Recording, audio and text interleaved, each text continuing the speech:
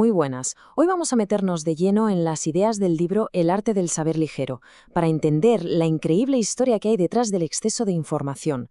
Si alguna vez hemos sentido que la cabeza nos va a estallar por tantos datos, hay que quedarse, porque esta historia de verdad empezó mucho, pero que mucho antes de lo que nos imaginamos. A ver, empecemos con un dato que es sencillamente una locura. El 90% de toda la información que existe en el mundo se ha creado en los últimos 2 años. Es una avalancha, una auténtica explosión que define nuestra época. Y claro, al oír esto, lo normal es pensar que es un problema totalmente nuestro, ¿verdad? O quizá no. Porque, ¿y si os dijera que esta sensación de agobio, de estar superados, no es para nada nueva? Esa es la gran pregunta que vamos a explorar. ¿Esta sobrecarga de información es un problema de hoy o es una angustia que llevamos arrastrando desde hace siglos? La respuesta, creedme, os va a sorprender. Para entender lo que nos pasa ahora, tenemos que hacer un viaje en el tiempo, a una época en la que el problema era justo el contrario. No es que sobrara información, es que faltaba. El pánico de verdad no era el exceso, sino la idea de que todo el conocimiento humano pudiera simplemente desaparecer para siempre. Mirad la emoción que hay en esta cita de Petrarca, uno de los primeros humanistas. Es que captura a la perfección la desesperación de aquella época. No era una queja de intelectual, era un lamento de verdad, un dolor profundo al sentir que la memoria de la civilización se estaba haciendo pedazos. Hay que imaginarse la escena. A principios del Renacimiento, las grandes obras de la antigüedad eran auténticos tesoros, rarísimos y casi siempre incompletos. El conocimiento sobrevivía en fragmentos, como los restos de un naufragio cultural. El gran reto era encontrar y salvar esos pedazos antes de que el tiempo los devorara del todo. Y aquí es donde aparecen unos personajes fascinantes, los cazadores de libros. Gente como Poggio Bracciolini, que se lanzaban a verdaderas aventuras. Su misión era casi heroica, viajar a monasterios perdidos, meterse en sótanos llenos de moho y rescatar manuscritos que estaban literalmente pudriéndose. Estaban salvando el ADN de nuestra cultura. De hecho, hay un término en latín que lo describe perfectamente. Disjecta membra, que significa miembros dispersos. Así es como veían el conocimiento antiguo, no como algo completo, sino como un cuerpo desmembrado que había que reconstruir, pieza a pieza. El problema entonces estaba claro, era la escasez. Pero todo eso estaba a punto de cambiar, y vaya si cambió. Y aquí es cuando la historia da un giro de 180 grados. Llegamos a un punto de inflexión, el momento en que el problema dejó de ser la escasez para convertirse, de repente, en una abundancia jamás vista. Es que la imprenta de Gutenberg no fue una simple mejora, fue una revolución total. Pensemos un momento, lo que a un monje le costaba meses para copiar un solo libro, la imprenta lo hacía cientos de veces en cuestión de semanas. La escala a la que se compartía el conocimiento cambió para siempre. Y para que nos hagamos una idea de la magnitud del cambio, más de 20 millones de libros. Esa es la cifra que se imprimió solo en los primeros 50 años de la imprenta. Hoy ese número igual no nos impresiona, pero para la gente de la época fue una explosión de información brutal, abrumadora. El mundo de repente se inundó de libros. Y claro, con la inundación llegaron las quejas. Esta cita de un estudioso del siglo XVI podría ser un tuit de hoy, perfectamente.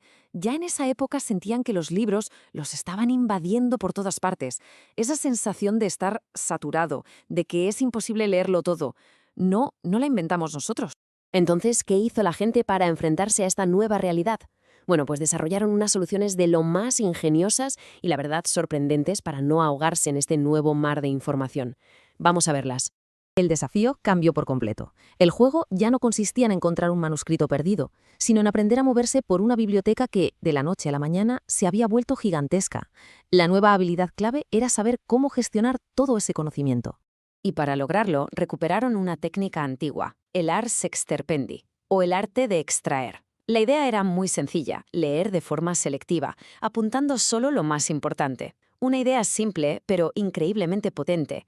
No hace falta memorizar todo el libro, basta con quedarse con las partes que de verdad sirven.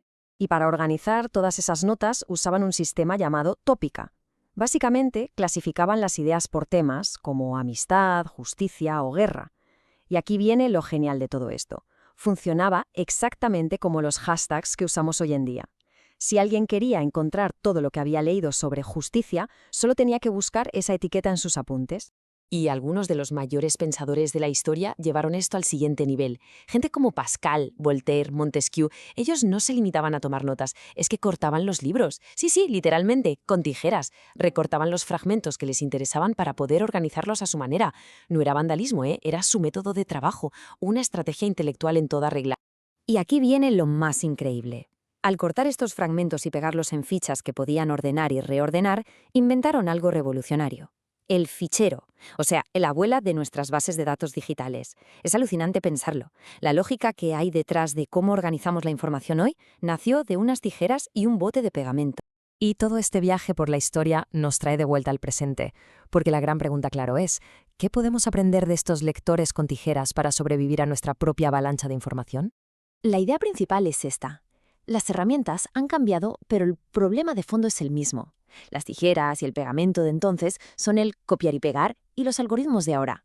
Pero el reto de encontrar lo importante en medio de tantísimo ruido sigue siendo exactamente igual. Y aquí está la clave de todo. La solución a la sobrecarga de información no pasa por comprar más almacenamiento o tener más espacio en la nube. La verdadera solución es una habilidad muy humana, la capacidad de elegir qué es importante, de organizarlo y, sobre todo, de saber qué cosas simplemente hay que dejar ir.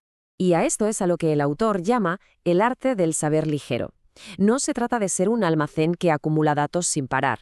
Se trata de ser como un velero ágil que sabe cómo navegar el océano de información, cómo conectar los puntos y cómo moverse con un rumbo claro. Y cerramos con esta reflexión final. Nuestra cultura digital está obsesionada con guardarlo todo, con no perder ni un solo dato. Pero en este afán por acumularlo todo, ¿no nos estaremos olvidando de una habilidad igual de importante? El arte de soltar, de seleccionar, en definitiva el arte de perder